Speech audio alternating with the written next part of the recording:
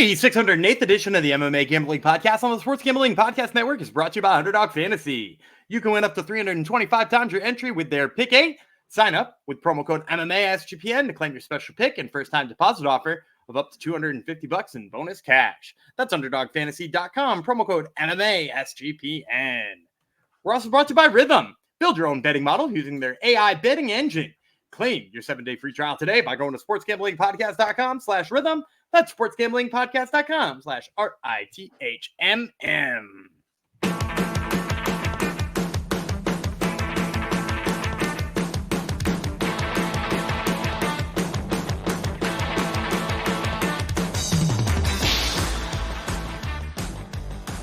Hello, Generinos. Welcome to the MMA Gambling Podcast, the Sports Gambling Podcast Network. Episode 608 goes out to Nakia Higgs, one of our friends on the YouTube, or our friends in the comments on YouTube. Hopefully, Nakia is subscribed to our YouTube channel, and hopefully you are too. Even if you don't use YouTube, I'm sure you have an account. Hit that subscribe button. Help us keep our numbers climbing and climbing. Thanks for coming to the show. I'm Jeff Chalks Fox, aka the Almighty Supreme Leader, and this is the second half of our UFC Fight Night. Namajunas versus Cortez at UFC Denver card. Yesterday, a short 5-fight prelim portion. Today, we got 6 fights on the main card, plus our locks, or dogs, or props, or parlays, all that fancy stuff. And I'm not doing it alone, of course. I have a co-host who he and I agreed on all our picks yesterday. So we'll see if that happens again today or not. It's the one and only Daniel Gumby Vreeland. Hello. Hey, so we're going to kick off this episode by me reminding you to subscribe to our YouTube. You're stealing my thunder. I already did that. Yeah, I know you did. But as I pointed out last episode, it's when I mentioned it that people actually subscribe. And remember that if you don't like getting notifications, that little badge on the little bell bothers you, just turn notifications off. We like to subscribe even if you're not planning on getting the notification. So much appreciated. And yeah, we had a full team ride on the last episode. So make sure you go back and tune into that, because last event, UFC 303, on the fights that we picked the same, we went 9-10. So you want to make sure to get in on those. Yeah, and career-wise, I think we're like 62% when we link up with our picks. So pretty decent hit rate there. So yeah. Hopefully we agree on some fights today.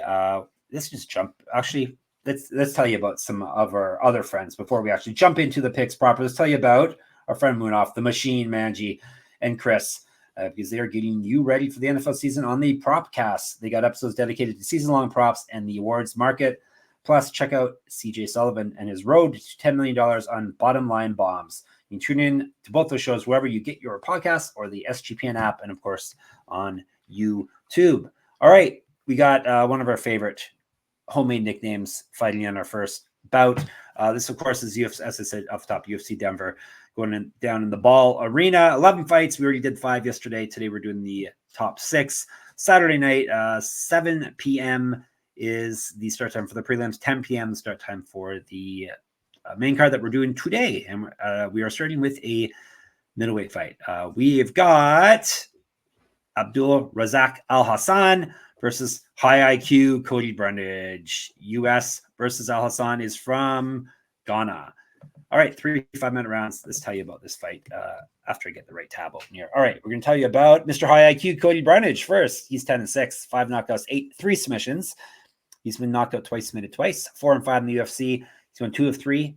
Before that, he actually, 2-1 and 2-4 are his records over his last 3 and last 6. So he's turned things around a bit recently. Lost his last fight via submission, though. Used to fight at light heavyweight, 0-1 in Contender Series. He's got multiple regional championships on his mantle. Correct. Get the shirt, sportsgamblingpodcast.com/store. Get sticky. 2 inches of height over Alhassan, 9 years younger. Better grappling stats than Alhassan. He's been outstruck in the UFC by 0.68 strikes per minute. He's at plus 140. Judo Thunder, Alhassan, 12-6 with 12 knockouts. He's been knocked out once, submitted once, 6-6 in the UFC. Win-loss over his last 4, 2-5 over his last 7. Lost via submission in his last fight, 2-0 in Bellator. Used to fight at welterweight. 2013 Pro MMA debut. An inch reach over Brundage, twice more active landing strikes. He has been outstruck low by his opponents in the UFC by 0.62 strikes per minute, so they're both pretty much equal there. He's at minus 156. Give me high IQ Cody Brundage here. Why is Alhassan a favorite in this fight?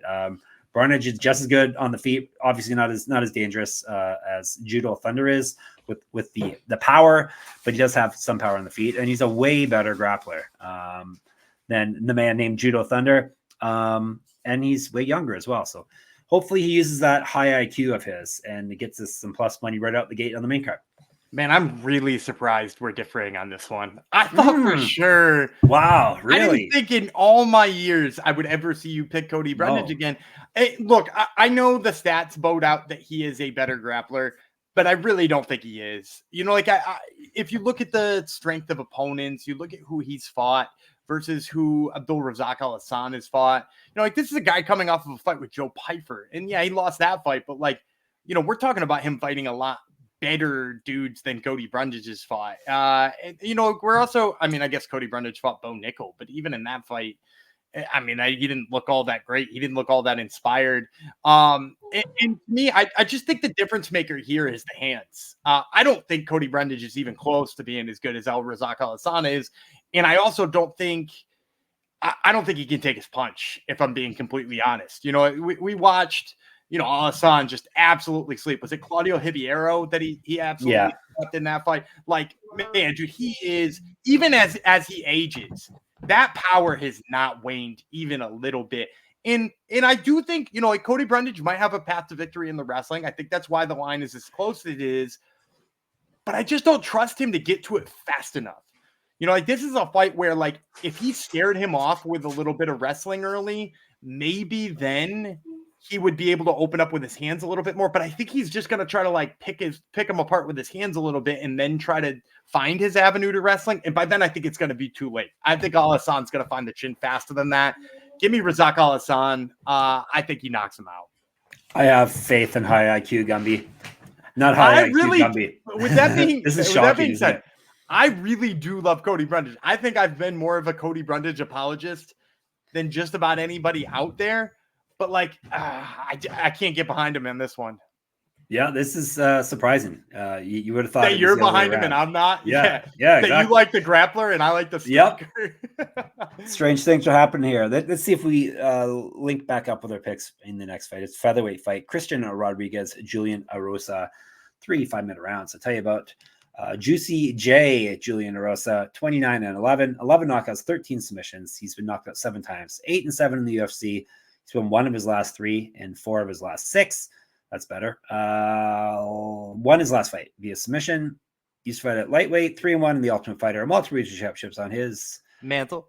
Correct, get the shirt. sportsgamblingpockets.com/store. Get sticky. 1-0 in Contender Series or on Contender Series. 2010 Pro MMA debut. 6 inches of height, 3 inches of reach over Rodriguez, so he's going to be much bigger. More active landing strikes. He has been outstruck in the UFC, though, by 0.15 strikes per minute. Plus 180. C-Rod. C-E-E-R-O-D. All one word, of course. He's 11-1. 3 knockouts, 4 submissions. Never been finished in a fight. 4-1 in the UFC. He dropped his debut and then won 4 straight. He's not lost since February 2022. Missed weight 3 times at a bantamweight. This one is up at featherweight, as was his last fight and a fight he had earlier in his career as well. But normally, not normally, he was a bantamweight for most of his career, though. 1-0 in Contender Series, 1-0 in Bellator, 8 years younger than Erosa, better striking stats, better grappling stats. He's outstruck his opponents in the UFC and Contender Series by 1.17 strikes per minute. He's at minus 210. So the kid's getting some respect now. Go ahead. I'm going to Erosa. I think this is a great dog spot. I think, you know, what we've seen from Christian Rodriguez is basically the ability to, you know, keep his cardio up a little bit and beat people with that. And to beat people, if I'm being honest, who are unpolished. You know, like his wins, just basically outlasting Raul Rosas, you know, just having better cardio than Raul Rosas. He beat Cameron Simon, which I'll continuously point out. I think Cameron Simon's bad at fighting. Like, I don't think he's very good. I think that's maybe an overrated victory. I mean, I guess he beat Isaac Dalgarian, but he didn't win that fight under any circumstances, got badly out wrestled in it. And now he's going to be fighting a guy in Julian Erosa, who I do think of as being particularly polished. He's a guy who's gone in there and beaten some really high level fighters. This is a guy who submitted Charles Jourdain. This is a guy who not only outworked Hakeem Dawood on the feet, but he also out-wrestled him a little bit. You know, he's coming off of a submission win over Ricardo Ramos. Like, this is a guy who has beaten some really high-level flyweights, is going to have a reach advantage in this fight, has shown he can sort of deal with late fights and drag him out, beat him out, type fights, like fights that are going to go deep. He's tough as hell. And like basically what I can say of Christian Rodriguez's quote unquote big wins in the UFC, it's just by being like tougher than the other guy, by outlasting the other guy. And if that's his strategy against Julian Erosa, I don't think it's a good one. Like I don't think his skills stand up against Erosa. And if your whole goal is just going to be to outwork him, I don't think you're going to get there. We're different. I'm taking C-Rod. This is going to be his toughest fight that he's had, more than likely. Last time he fought a veteran, he lost. It was Jonathan Pearson, his debuts. And it was a size thing too, if you remember right, in that fight as well. Yeah. So I have liked what I've seen over him, and anyone who can over the last few fights, anyone who can beat Cameron Simon, obviously I have to pick in a fight. But this will definitely be a tough test, and I don't think he's probably not worthy of minus 210. So in the real world, I won't be putting any real money on this one. But I like what I've seen from the kid, as Dana White would say, and we'll see. We shall see. So I wonder if we're going to agree in the next fight. Do you think we're going to agree in the next fight, Gumby? Maybe. I don't know. Oh, really? Okay. Well, let's see then, shall we? It is what do we fight? Gabriel Bonfim, the lesser of the Bonfim brothers from Brazil. No, he's the good Bonfim. Ishmael is the lesser of the Bonfim. Yeah, yes. He's fighting Ange. Somebody did try to argue that with me once, by the way. Oh, yeah? that Ishmael was better than Gabriel. Really? Yeah. I can't remember who it was, but it wasn't. It's not correct. Does Ange Loosa have a brother? Maybe. That's the question. Yeah, Ange Loosa is from Switzerland. He is the one fighting the better of the Bonfim brothers. Gabriel here at welterweight. We'll tell you about Loosa first. He is the last ninja. He's 10-3 with 1 no contest, 5 knockouts, 1 submission. Never been finished in a fight. 2-1 with 1 no contest in the UFC. 2-0 with 1 no contest over his last 3. The no contest came in his last fight. Used to fight. He's not lost since April 2022. 0-1 contender series. Used to fight at lightweight. 2013 pro MMA debut. 2 inches of reach over Bonfim. More active lighting strikes than Bonfim. He has been outstruck in the UFC and the contender series by 0.58 strikes per minute, plus 280. The last ninja. It's tickling me for some reason. That's a pretty funny nickname. Anyhow, Maratina, because everybody in Brazil wants to be a sledgehammer, right? Even little sledgehammers sometimes. Bonfim is the little sledgehammer. He's 15-1, 3 knockouts, 12 submissions. So he's finished everyone. He's been knocked out 1 time. So he owes his rounds. 2-1 in the UFC. He got TKO'd in his last fight. 1-0 contender series. Was the LFA champion before this. He's fought down to bantamweight, up at lightweight. 2014 pro MMA debut. 3 inches taller than Loosa, 4 years younger. Better grappling stats. He's been outstruck in the UFC by 0.38 strikes per minute, minus 300. I want to say bounce back, but this is a tough fight still for Bonfim. I think he's going to win. Would like the number to be a little bit closer. But regardless, he should dominate on the ground. He's not too shabby. He's basically not too shabby anywhere, but hopefully takes his fight to the ground and takes care of it down there. Yeah, I would say I don't like the negative 300 here. Ange Loosa is game as hell. Maybe the reason I can't back him, and also the reason I think he's game as hell, is his best fight on record is that loss to Jack Della Maddalena, right? Like his loss on Contender Series is his best fight, because then he proceeded to get outstruck by Mounir Lazzez. His wins are, is it Reese McKee and AJ Fletcher? I want to say are his wins. Like, those aren't good wins. And then he was getting battered by Brian Battle before he, you could say what you want about eye pokes. It seemed like a very convenient time to get out of that fight for him. Brian Battle just piecing him up on the feet. And, you said there, hopefully Bonfim takes him down. I don't even know that he has to. I think Bonfim, in terms of his speed and his pressure, could sort of hang with Brian Battle in terms of what he does. And Brian Battle was getting the better of him by a mile. So, ultimately, if he does get him down, he'll probably sub him. But even if it stayed on the feet for a little while, I think he would piece him up. So I'm going to go with Bonfim. You know, to your point, I think negative 300 is a little inflated. Loosa is very game. It was tough for Jack Della Maddalena to battle with him. So, you know, like Bonfim, and then, you know, obviously Bonfim having a little bit of trouble with cardio in his last fight against Nicholas Dalby, going up to elevation, not great either. But I still, you can't get me to say Ange Loosa's name here on a pick. So I'm going to go with Bonfim.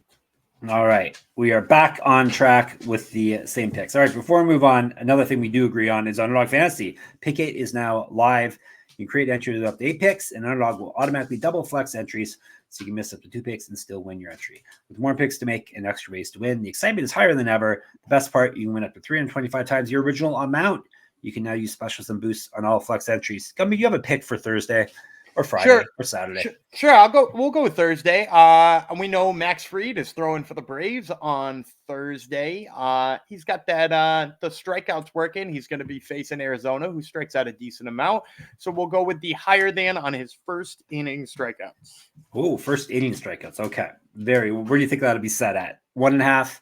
So you can usually do the 0.5, okay. But it's usually, you know, the fractional payout. So if you want to get real crazy, you can get the Scorcher, and it's usually you're going to get like 1.2 times your entry there. So you can go with I'll say you get 2 in the first inning. Let's go with the 1.5 on the first inning strikeout. All right. Don't miss your chance to try it out before it is gone.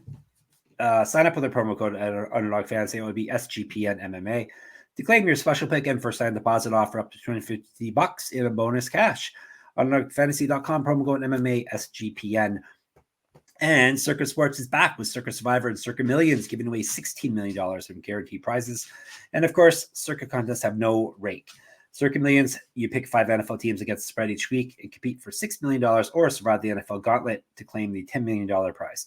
Sign up in person at Circa Sports between now and September 7th and use a proxy to play from anywhere. We even have a deal with footballcontestproxy.com to save you $50 with promo code SGP. Don't have a trip booked for Las Vegas yet before football? Ultimate Contest Weekend is a great time to go hang out. You can hang out with our friends, our bosses, Ryan and Sean. Tell them how great the MMA Gambling Podcast is and enjoy some of the open bar events at the greatest sportsbook in the world, August 22nd through the 24th. All right, 3 fights left. We're going to one that should be fire emoji, and it's at lightweight Drew Dober versus Gian Silva from Brazil. U.S. versus Brazil. Silva first.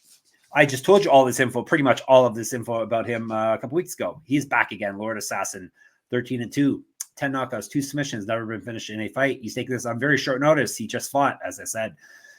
He's 2-0 in the UFC. He's won 10 straight fights, 2 straight via TKO. Has missed weight before at featherweight. This one is up at lightweight, so he should be good, hopefully, even on short notice. Used to fight at featherweight and bantamweight. Has not lost since April 2018. 1-0 in Contender Series. He's 8 years younger than Dober. Better striking stats, more active landing strikes, and better grappling stats than Dober. And he's outstruck his UFC and Contender Series opponents by 1.6 strikes per minute, plus 100. Even money on the Lord. Drew Dober is 27-13 with 1 no contest, 14 knockouts, 6 submissions. He's been knocked out twice, submitted 4 times. 13-9 with 1 no contest in the UFC. Loss over his last 3. 0-1 in the Ultimate Fighter. Used to fight at welterweight, 1-0 in Bellator. 2009 pro MMA debut. An inch of reach, an inch of height over Silva. He's outstruck his UFC opponents by 0.11 strikes, 0.11 strikes per minute, minus 107. So another very tight line here. Who you got, Gumby? So we're different on this one because I know you're going to go Dober and I'm going to go Gian Silva. You're wrong, Gumby. Short. Oh, man. Hell is freezing over. You took a wrestler earlier in a short notice guy now. You are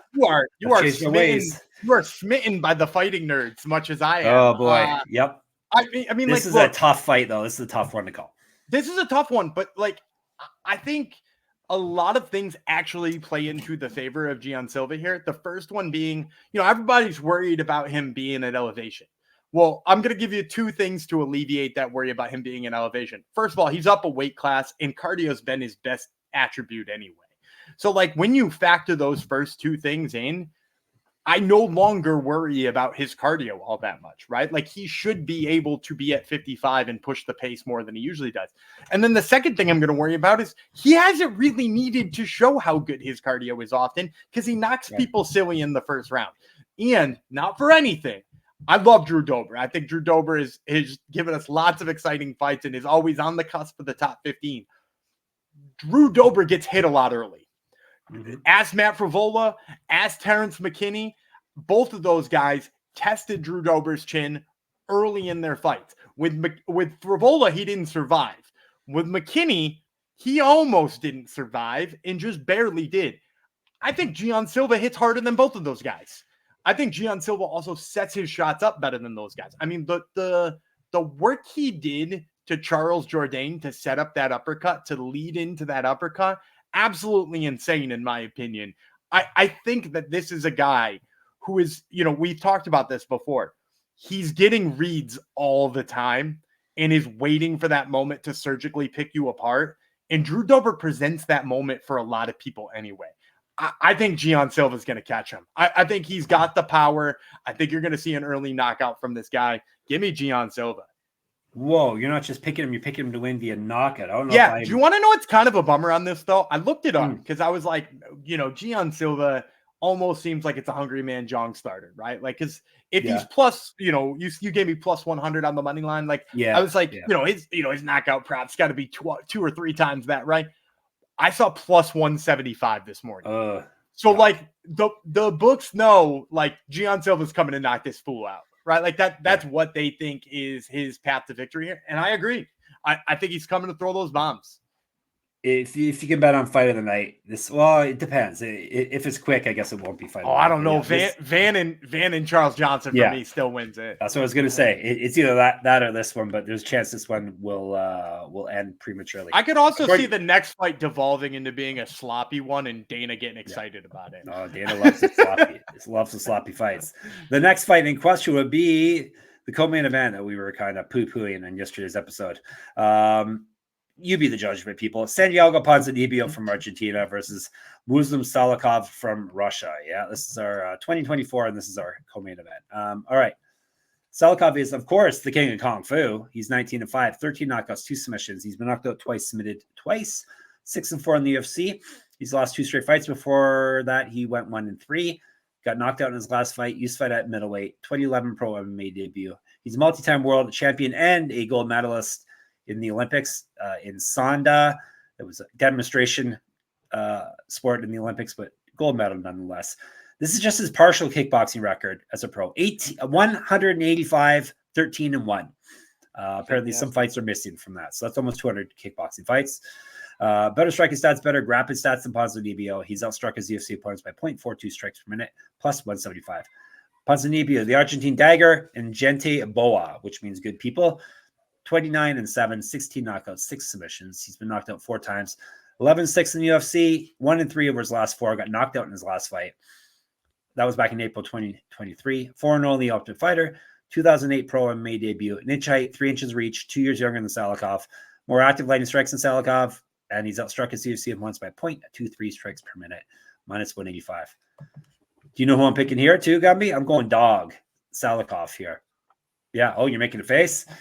But both these guys are washed. Salikhov hits super hard. Ponzinibbio hits super hard. Yeah, I know. Ponzinibbio's coming off a knockout loss. I like Salikhov's. Isn't Salikhov coming off a knockout loss? Maybe. I don't think Ponzinibbio's going to knock him out though. And Salikhov's even though he's the king of Kung Fu, he is a better grappler. Salikhov got knocked out by Li Jingliang. Like, so you're taking Ponzinibbio. Yeah, I mean, like, I think Salikhov's got nothing worth arguing over, though. Yeah, no, this is a shitty fight. I don't think Salikhov's got anything left. This is one of those fights where, like, we said that a couple fights ago, though, and then he screwed us over. So yeah, who'd he beat? I can't remember who he beat. Hang on, I gotta. Who he beat? Andre Fialho. He had better cardio than Andre Fialho, which guess what? So do me and you. Well, I run a lot, so that's not a big time disp. All right. Yeah. Why is Ponzinibbio going to win?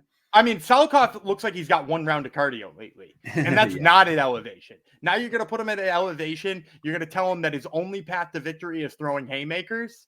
Like, he's going to have to land a punch in the first 2 minutes on Santiago Ponzinibbio, or there is going to be just a shell of a fighter left in the cage after that. And then it's going to be Ponzinibbio just punching down at him for 13 minutes.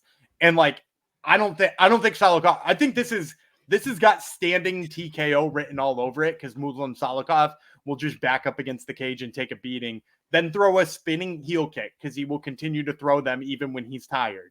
He loves them.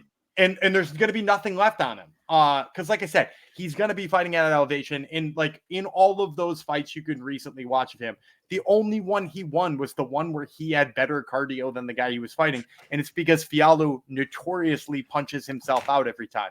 And apart from that, he takes punches right on the chin and just sits in the pocket and tires himself out. I think Salikhov is a tough sell in 2024. He's an impossible sell at elevation in 2024.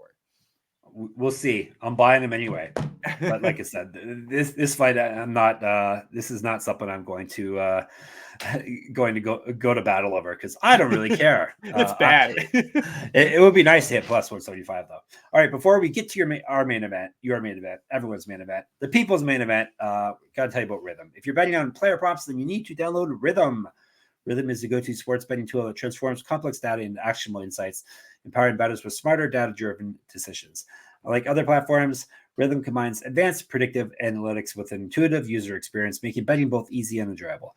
Rhythm's predictive models were born from the brains of MIT data scientists and quants, with over 3 years of data that help drive you to better AI-backed betting decisions. Rhythm projections have been red hot for WNBA and golf, so check it all out with a free 7-day trial by going to sportsgamblingpodcast.com/rhythm. That's sportsgamblingpodcast.com/RITHMM.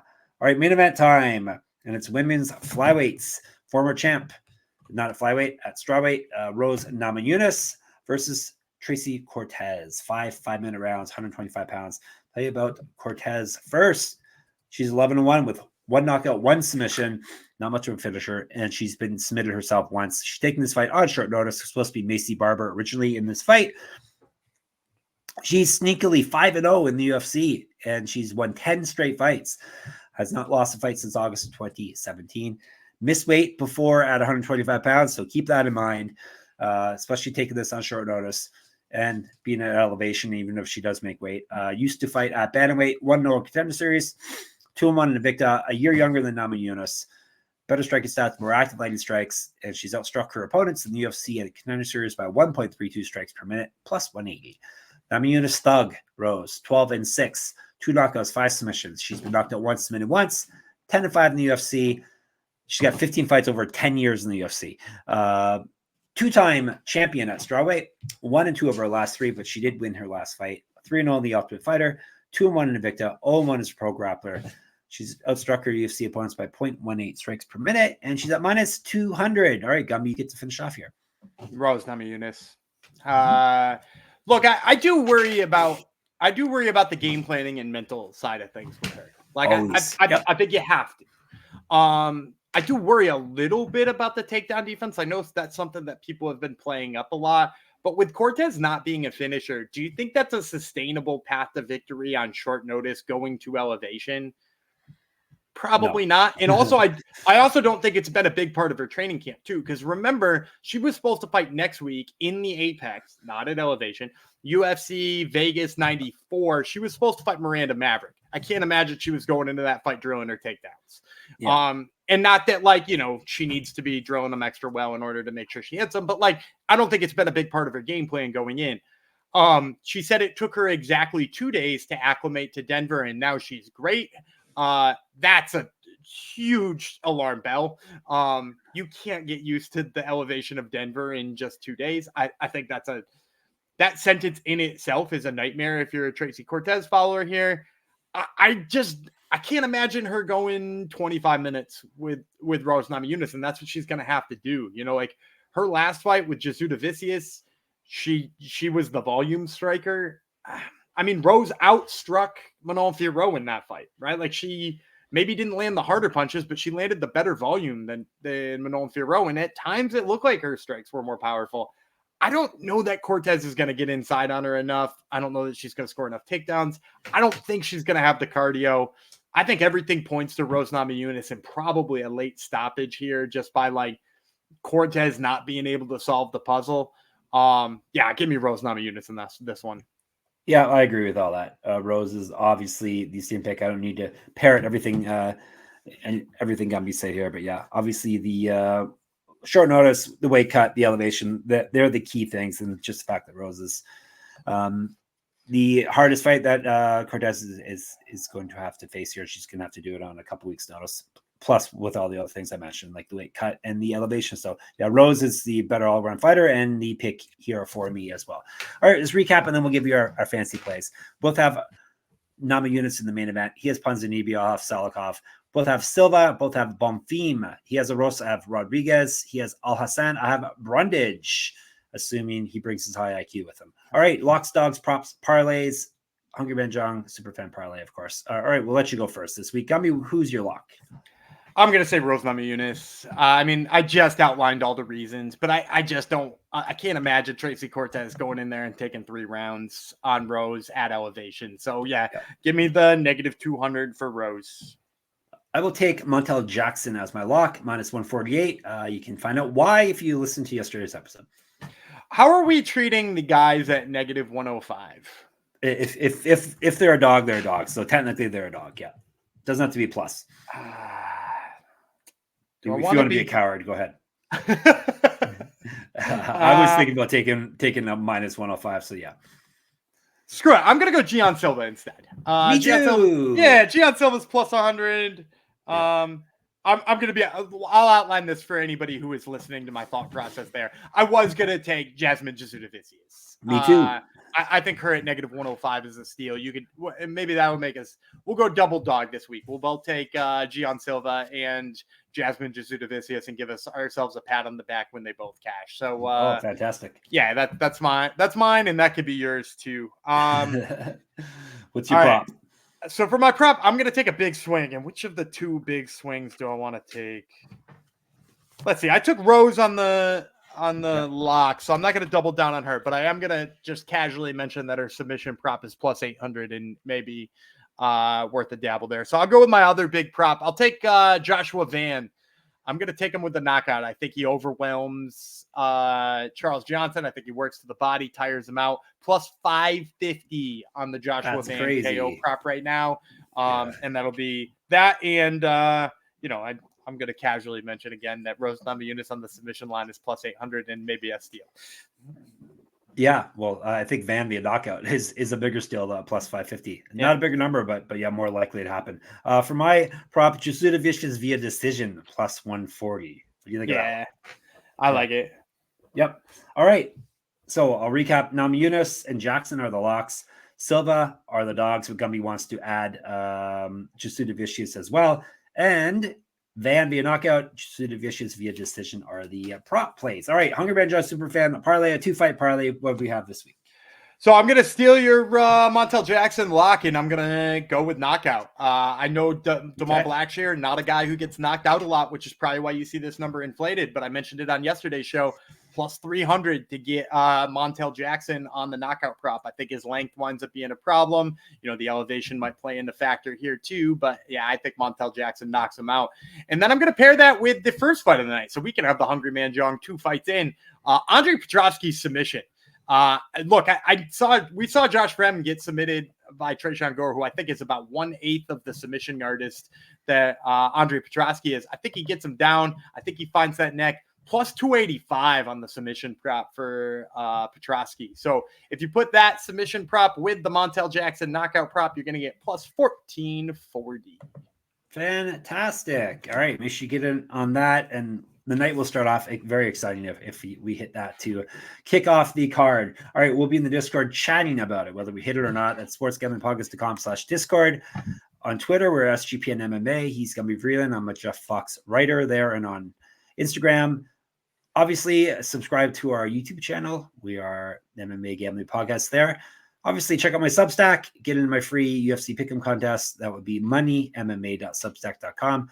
Gumby, remind the people if they haven't heard yet, or if they already forgot like I have, who's on Top Turtle this week with you? Elaine Vandermeert, who's going to be fighting on Contender Series, as is Gage Young. All right, so listen to that for sure. And, of course, we're at sportsgamblingpodcast.com. sportsgamblingpodcast.com/store, sportsgamblingpodcast.com/Patreon. We're going to be back on Sunday. It looks like next week we got three of our favorites coming up, right? We have Octagon, we've got Cage Wars, we've got KSW. You think that'll be the three we're going to cover more than That likely? sounds like it. And it's Octagon Summer Party. Did you know that? Oh, no, I didn't even look at the Octagon Summer Party. Oh, fantastic. Yeah, I was going to say that might have to be 2 episodes, but maybe not if we have KSW too. So anyhow, we will be back with regional stuff on Sunday, Monday, Tuesday as per usual. And for the regional events we just covered, I was on Bet Online on Wednesday, it would have been, and the lines are up for Aries and all those events. So if you're asking where you can bet on those fights, Bet Online at the very least has them up right now. All right, that's right. Gumby, bid the people farewell. All right, I'm Danny Gumby Freeland. He's Juicy Jeff Fox, and we will see you on Sunday.